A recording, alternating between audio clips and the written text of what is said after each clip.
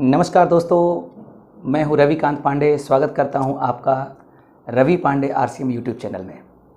दोस्तों, प्रतिदिन सुबह सुबह हम सभी लोग शानदार एजुकेशनल वीडियो लेकर के आप सभी लोगों के बीच में आते हैं। दोस्तों, अभी रवि पांडे आरसीएम यूट्यूब चैनल पे जो एपिसोड चल रहा है वो लर्निंग इज़ अर्निंग एपिसोड के तहत एक शानदार बुक जिसका नाम है लॉक्स एंड कीज़, इस किताब के चैप्टर्स को, अलग अलग लेसन्स को हम लोग प्रतिदिन सुबह रीड कर रहे हैं, पढ़ रहे हैं और अपने नॉलेज को बढ़ा रहे हैं। दोस्तों, आज के एपिसोड में जो अगला चैप्टर है, जो अगला लेसन है, वो है उछल कूद करते रहना। ये थोड़ा लॉन्ग चैप्टर है, इसको हम लोग दो भागों में देखेंगे। एक भाग आज होगा तो दूसरा भाग कल होगा। आज ये जो चैप्टर है उछल कूद करते रहना, ये बहुत ही खूबसूरत चैप्टर है। दोस्तों, ज़्यादातर लोग डायरेक्ट सेलिंग इंडस्ट्री में आने के बाद उछल कूद करना नहीं छोड़ते हैं। दोस्तों, उनकी आदत पड़ जाती है। तो राइटर एस अत्री क्या कहते हैं और कैसे वो हमें बताने का प्रयास किए हैं या समझाने का प्रयास किए हैं कि हम उछल कूद करना छोड़ें और समझें कि डायरेक्ट सेलिंग इंडस्ट्री में क्या भविष्य है। आइए देखते हैं आज के इस विषय को।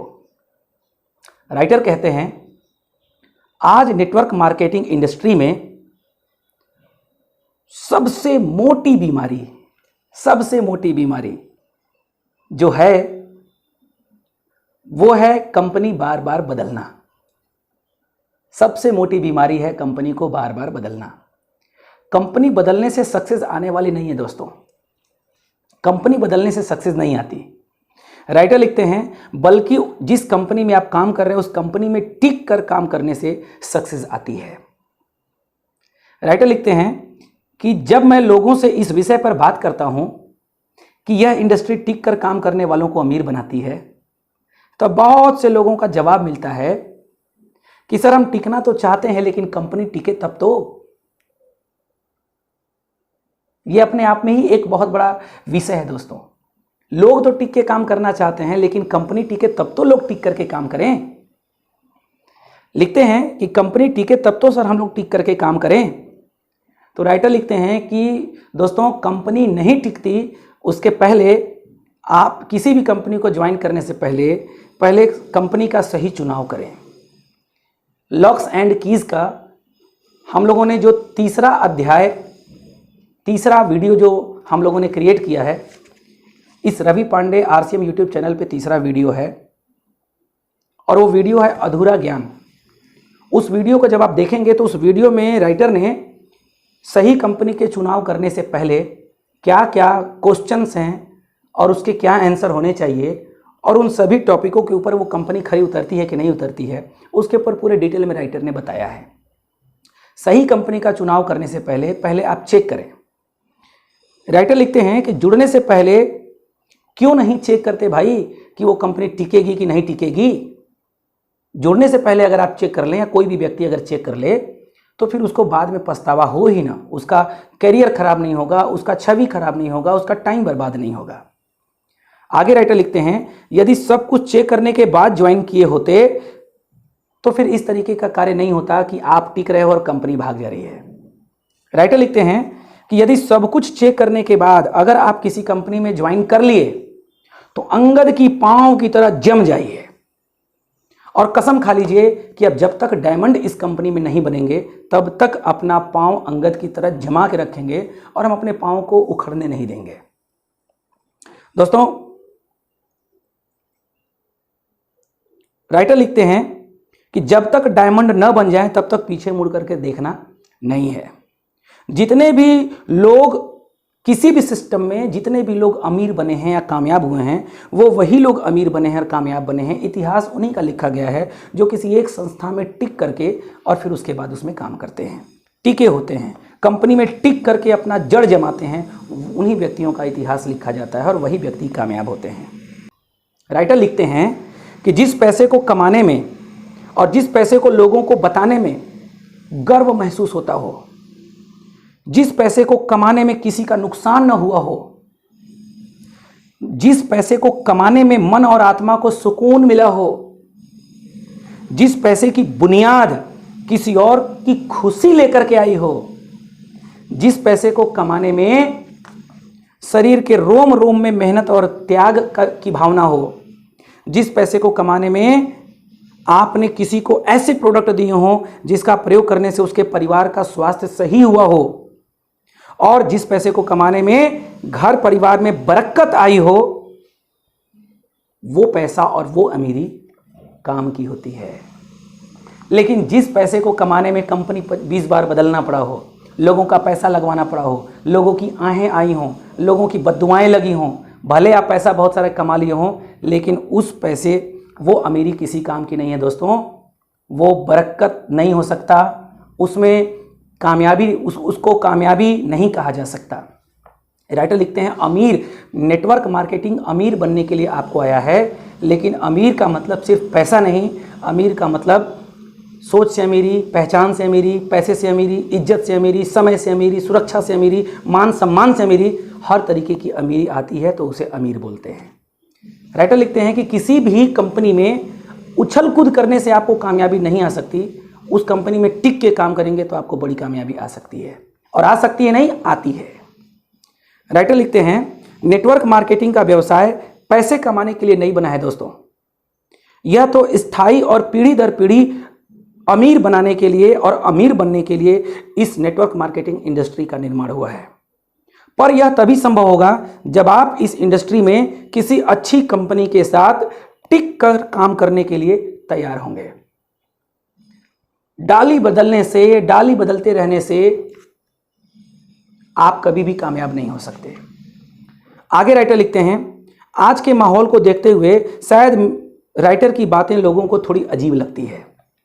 राइटर लिखते हैं कि बहुत सारे लोगों ने ऐसा माहौल बना दिया है कि एक कंपनी में सालों टिकने की बात तो छोड़ दीजिए, वो सालों टिकने की बात तो एक कंपनी में छोड़ दीजिए, महीनों टिकने की भी बात छोड़ दीजिए, वो तो हफ्ते भर भी किसी कंपनी में टिक नहीं पाते।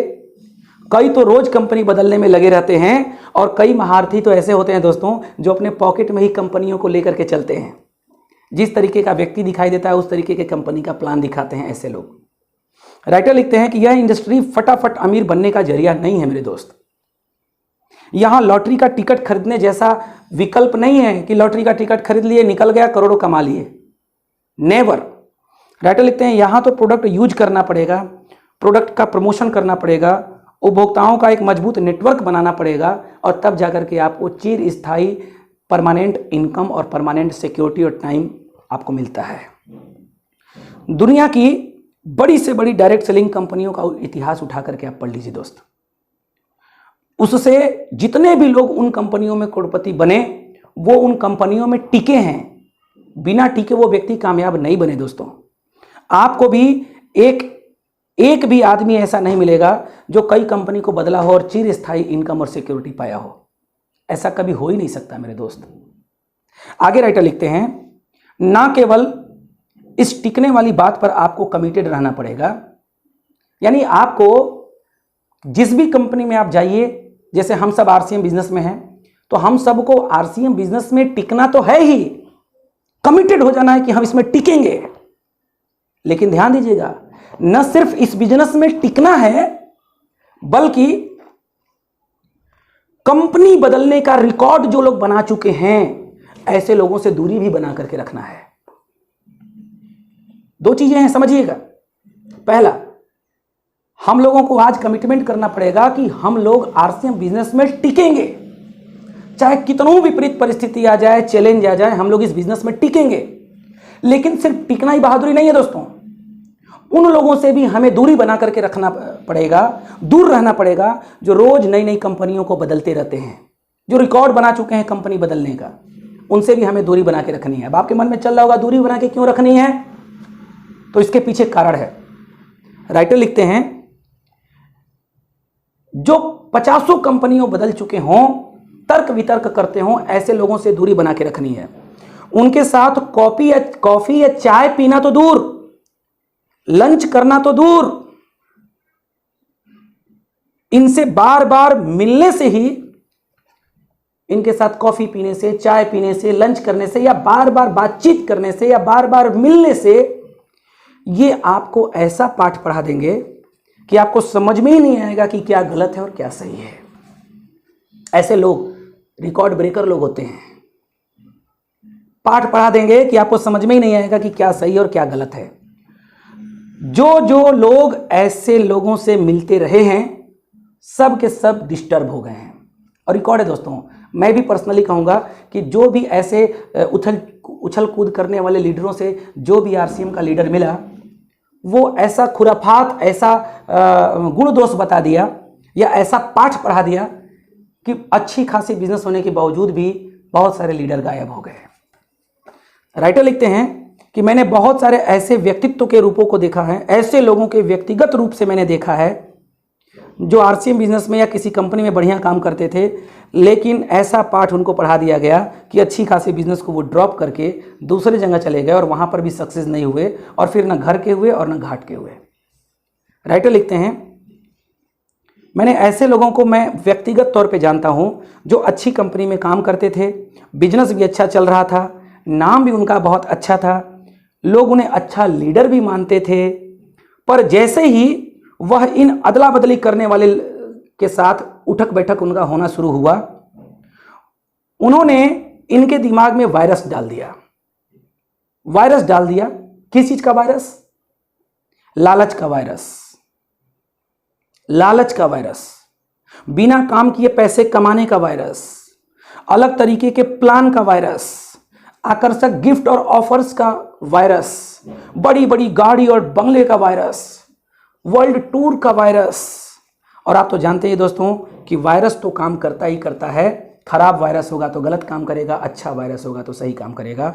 और 99% खराब वायरस होता है और उसके वजह से वो अपनी परमानेंट इनकम, परमानेंट सफलता को वो छोड़ करके बहुत दूर चले गए और न इधर के हुए न उधर के हुए। राइटर लिखते हैं कि जिस स्थायी कंपनी में काम करते थे वो लोग, उससे उन लोगों का मोह भंग हो गया और लगे वो लोग कमियां निकालने। कमियां किसकी निकालने लगे? अपलाइन की, प्रोडक्ट की, प्लान की, सिस्टम की, स्लैब की, इनकम की, रॉयल्टी की, गलत गलत तरीकों का कमियां निकालना वो लोग शुरू किए। और कुछ समय के बाद न इधर के वो रहे और न उधर के रहे, उधर की भी कंपनी भाग गई और इधर तो उन्होंने अपना चरित्र खराब किया ही किया। अब वैसे लोग रोज कंपनी बदलते हैं, रोज प्लान बदलते हैं, रोज सबको अमीर बनाने का सपना दिखाते हैं।